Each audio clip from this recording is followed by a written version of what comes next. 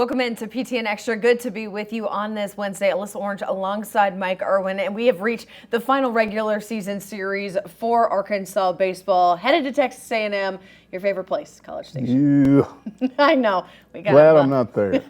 We sent Evan and Jacob down there. We didn't send you this time. But, you know, Mike, I don't remember the last time we had such a tight race at the top of these standings in the West and the East and in the overall SEC championship. Yeah, I'll talk about that in a minute. But the big thing this weekend, Dave Van Horn's got to figure out what to do with his Game 2 and Game 3 starters. Yeah. Brady Tygert's suddenly gone south. Mason Molina's suddenly gone south. We know Dave Van Horn's already made a change. He's announced that Tygart will be replaced by Gage Wood, who's been pitching really well in relief lately. So we'll see how that goes. My guess is Will McIntyre's going to get Game 3. So then, what about Molina? What about Tygart? Are they going to pitch in relief, and how long? 1 inning, 2 innings, or whatever? They need to do a little bit to help this bullpen. Now, as far as what do you want to do this weekend at A&M? You know, Razorback fans are going to say sweep, and maybe you got a chance to still win the overall title, because if they win the SEC championship, they're going to be back as the #1 seed in the NCAA. They'll move up if they do that. That's going to be tough. I think a more realistic thing is to win the Friday game, which I think you can, and then you've won the West, and you don't have to worry about that, and you're probably at least going to be a 3 seed, maybe a 4, but probably a 3. You're going to get a good regional. You're going to be in good shape. You're going to get a super. To win it overall, again, Kentucky would have to lose probably 2 of 3 at home to Vandy. And you'd have to sweep A&M, and then Tennessee's in the mix because they're tied with Arkansas for second. They would have to lose at least a game at home to South Carolina. Yeah. So, you know, all of that seems iffy. Sure. Still could happen. But the truth is, when you start considering all the possibilities, one team wins 2 of 3, another sweeps, another loses all 3. Any combination could happen. Arkansas could win it all. Kentucky could win it all. Tennessee could win it all. Yeah. They're the A&M. Nah, A&M could come up. Yeah. They could tie Arkansas in the West. Right. But they're pretty much out of it for overall. So again, it's a three-way thing this weekend. It's crazy, and like you mentioned, I think you make a really good point. Control what you can control. Win the game on Friday, then you've won the West, and like the pressure's off a little bit because Kentucky's got to either lose or handle their own business, but you seal up the West, which is, by the way, the last time you're going to have divisions in SEC baseball, which Dave has his own opinions on, and if you want to hear that opinion, you can head to his press conference from today. But that takes a little bit of pressure off of you. You talk about the pitching and the pressure because this was interesting. We've had so many conversations about what do you do, right? Because you could look at what he's doing right now where you're putting in Gage Wood. Or you could look at it as you don't want to mess with anything because you don't want to mess with their confidence. They just need to get that back. Or are you giving them rest? Or do you put Brady Tygart in? Remember when they did the openers? Not starters, but an opener, and a guy would come out for an inning, and then Brady Tygart would come out in the second out of the bullpen, which he was used to doing. I mean, how do you get those guys going again? Because you're going to need them down the road and heading into the postseason. Again, you got options. You can start trying to figure it out this weekend. Then you've got the SEC tournament to figure it out too. You might start both of those guys. They're going to play a Wednesday and a Thursday game right off the bat. And if you lose both of those, you're out. And by the way, I don't think Dave Van Horn cares. I think at that point, you're going to be a 3 seed nationally, no matter what. It's not going to do anything to your national seeding. So I don't think he'll intentionally try to lose, but he might start those 2 guys again just to see how they do. I think that's important. Get them something before you put them in any kind of regional situation. But again, we know that Brady Tygart can pitch. We know that Mason Molina can pitch. You just got to kind of get that confidence back with them after a couple of rough outings. Yeah, and again, if you do use them Wednesday and Thursday in the SEC tournament and only pitch them a few innings, then they've got that extra day, 2 days of rest as you come back around to an NCAA regional, because they would pitch Saturday and Sunday. So pitch them a few innings, see how they do, and then give them the extra rest. But they might go with Hagen Smith too, and pitch him 2 or 3 innings and let him get extra rest. There's all kinds of things that a guy like Dave Van Horn has to go through his head and decide what's the best thing for me to do right now. All right, so I want to ask you about this. Talking about guys on the mound, we've kind of beaten that to a dead horse at this point. We'll see what happens. The offense for Arkansas, getting it back going a little bit against Mississippi State. How crucial is that for this team? Well, it's looking good right now because starting with Texas Tech and then once again winning 2 of those games come from behind big early deficits in the Mississippi State series. You're starting to see Hudson White come through. I got a lot of friends who are Tech fans. They've been asking me all year, why is he not hitting home runs? He hit home runs for us. Well, now he's starting to hit home runs. But he's doing more than that. He's getting base hits, key base hits. Jason Jones, a guy's in the lineup, out of the lineup. He's not typically, if you look at the way they do the statistics, he's kind of down there with the non-starters.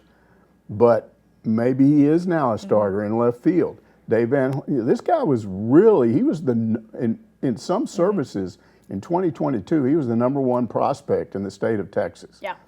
And Dave Van Horn has said, when he hits the ball, he hits with power. Yeah. And he's looking beyond this year with him because looking at him next year is maybe a major part of the offense. So I think this is a time to stick him in there. Again, DVH has done all this shifting and moving guys around. He's gotten criticized for it. Decide on the lineup and just stick with it. I think he's probably where he needs to be right now. Yeah. So I like what they're doing right now. Aloy's been solid all year.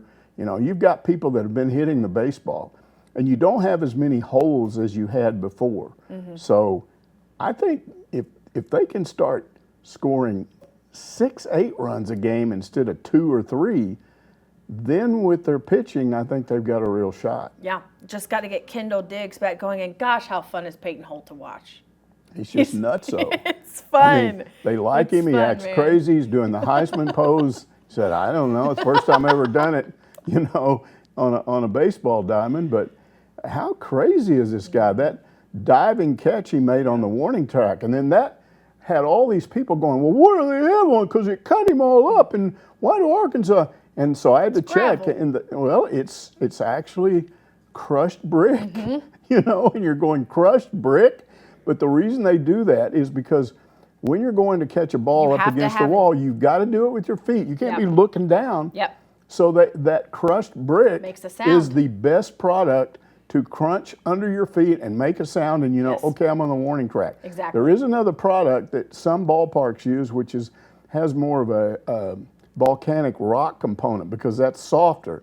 But I think Dave Van Horn prefers the crushed brick because they know. Yeah. They know I'm in the warning track. It's loud. You know and exactly let's face it, how often do you dive in the warning track? Right. You don't. Yeah. You're mostly up against the wall. He's just Peyton Holt. He just does things we've never seen before. Right. So it's fun. It's going to be a fun one as Arkansas rounds out the series at Texas A&M and head into the SEC tournament in Hoover. Coming up after the break, Arkansas track speedster Lance Lang going to join us for a one-on-one conversation.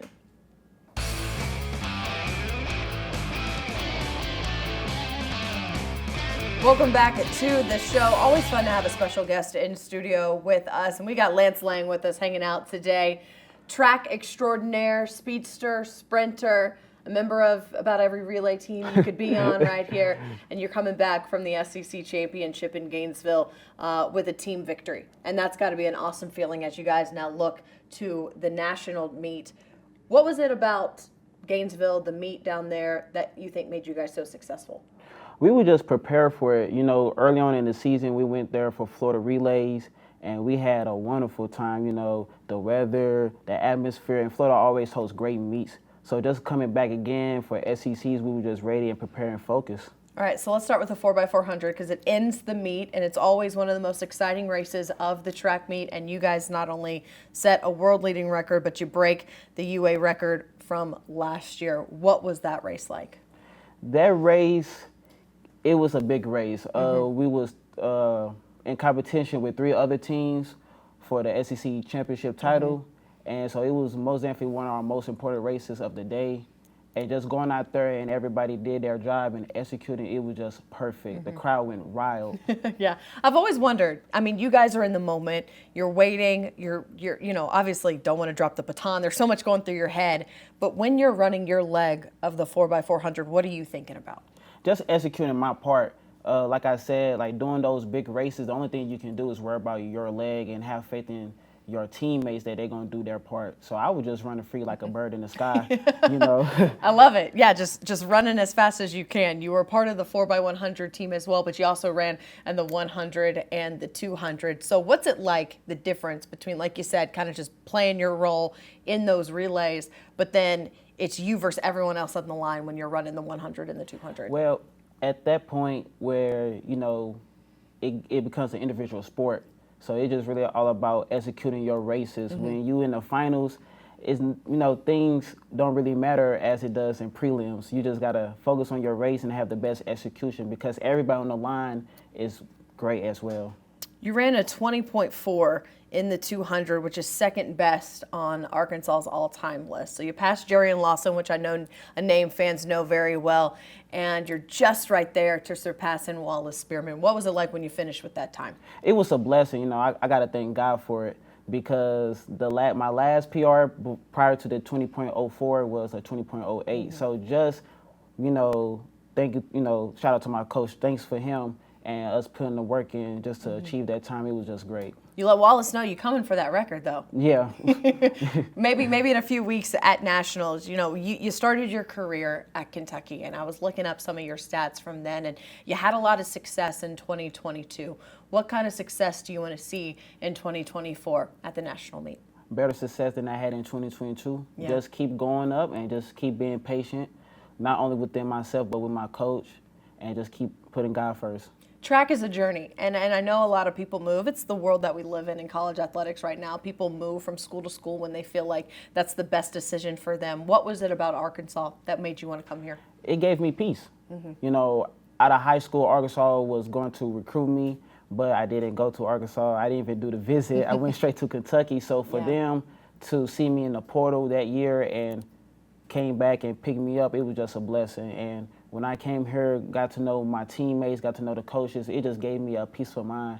And peace is very important in a sport like track and field because, like they say, it's 90% mental and 10% physical. So Absolutely. And you've got the support staff, you've got the facilities to not only train as a collegiate athlete, but as a pro as well. Did you see maybe some foreshadowing and once my college career is over, I can stay in Fayetteville and I can train as a professional? Most definitely. Like, they have everything just right there at my fingertip. So most definitely I do see that. How excited are you for Nationals in Eugene here? I'm very excited. I'm happy. My teammates happy. Like I said, we just continue just to keep working hard, just being patient with each other and just always, be a family to one another and have each other's back. All right, I know the track is the focus right now. It's hard to focus on anything else. But what does Lance do away from the track? What Lance do away from the track, Lance likes to listen to music. Okay, what do we like? Oh, I love rap. I love R&B. I'm a big R&B person right now. So that's kind of like my flow. I just recently got back to listen to Kendrick Lamar, and that's why I was listening to the whole SEC's Kendrick Lamar. We got to give a shout out to Kendrick Lamar for helping you get in the right mindset. Yeah, shout out to Kendrick Lamar. Yeah, all right, I love it. I love it, man. I'm a music person too, so I love being in the moment and listening to music. So we really appreciate you spending some time with us, and also best of luck in the next few weeks in Eugene, Lance. Thank you. Lance Lang, everybody. Thanks so much for joining us on this PTN Extra. Hey, what's your social? Tell everybody where they can find you. Okay, on Instagram is Sir__Sir Lancelot. Okay, that's easy to remember. Sir__Lancelot. Go find him. Go find him on Instagram. Please. And thanks for watching PTN Extra. We'll see you next week.